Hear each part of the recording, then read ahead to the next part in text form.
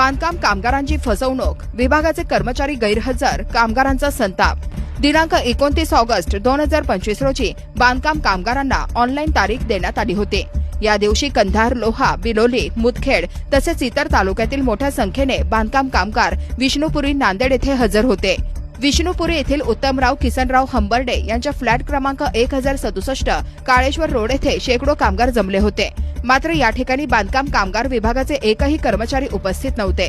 कामगारांनी वारंवार फोनद्वारे संपर्क करण्याचा प्रयत्न केला असता आज भेटणार नाही, आम्ही काही सांगू शकत नाही अशा टाळाटाळीच्या उत्तरांनी कामगारांची दिशाभूल करण्यात आली।